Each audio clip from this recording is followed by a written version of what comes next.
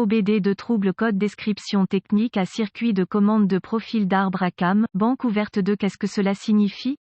Il s'agit d'un code d'anomalie de diagnostic DTC du groupe motopropulseur générique et s'applique généralement aux véhicules OBDII. Les véhicules concernés peuvent inclure, mais sans s'y limiter, Volvo, Chevrolet, Ford, Dodge, Porsche, Ford, Land Rover, Audi, Hyundai, Fiat, etc. Bien que génériques, les étapes de réparation exactes peuvent varier selon l'année, la marque, le modèle et le groupe motopropulseur configuration. L'arbre à cam est responsable des positions des soupapes. Il utilise un arbre avec des lobes intégrés dans la conception à une mesure spécifique, selon le fabricant du moteur et le modèle pour, lorsqu'il est correctement synchronisé mécaniquement, ouvrir et fermer les soupapes avec précision à la quantité, vitesse optimale. Le vilebrequin et l'arbre à cam sont reliés mécaniquement en utilisant différents styles, par exemple courroie, chaîne. Dans la description du code, il mentionne le Esperluette cote, profil Esperluette cote, de l'arbre à cam. Ce à quoi il se réfère ici, c'est la forme ou la rondeur du lobe. Certains systèmes utilisent ces lobes réglables. Je vais l'appeler, pour intégrer précisément une Esperluette cote, conception de lobe Esperluette cote, plus efficace à des moments donnés. Celles-ci sont avantageuses car, à différents régimes et charges du moteur, le fait d'avoir un profil d'arbre à cam différent peut augmenter l'efficacité volumétrique, entre autres avantages, en fonction des exigences de l'opérateur. Il est important de noter que, la plupart du temps, il ne s'agit pas d'un autre lobe physique. Les fabricants imitent un Esperluette cote, nouveau lobe Esperluette cote, en utilisant différentes stratégies,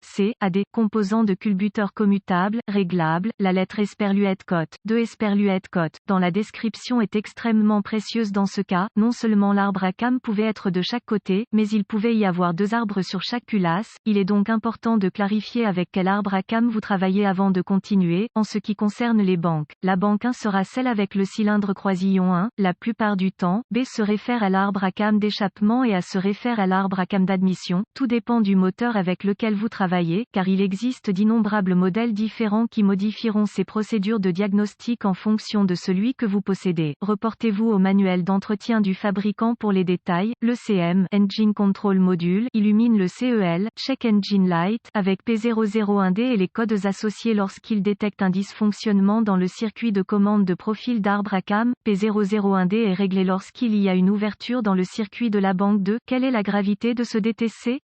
La gravité est définie sur moyenne. Cela dit, il s'agit d'un guide général. En fonction de vos symptômes et défauts particuliers, la gravité variera considérablement. D'une manière générale cependant, tout problème hydraulique ou quoi que ce soit à voir avec les systèmes de moteur interne, j'ai tendance à recommander de réparer le problème dès que possible. Ce n'est pas vraiment une zone du véhicule que vous souhaitez négliger, alors faites-le diagnostiquer et réparer par un professionnel si vous le devez.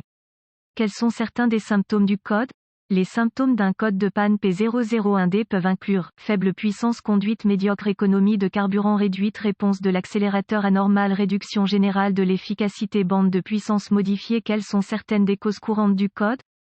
Les causes de ce code P001D peuvent inclure manque d'entretien de l'huile, huile incorrecte, huile contaminée, solénoïde d'huile défectueux, vanne coincée, fil cassé, court-circuit interne ou mécanique, problème de CM, module de commande du moteur. Quelles sont les étapes de dépannage du P001D?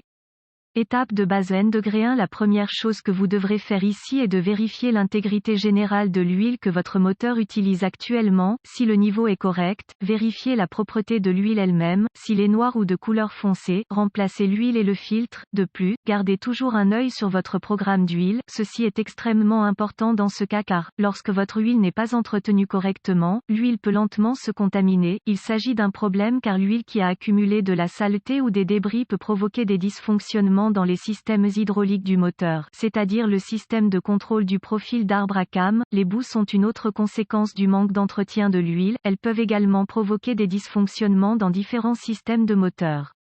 Cela dit, reportez-vous à votre manuel de service pour les horaires et comparez avec vos enregistrements de service très importants.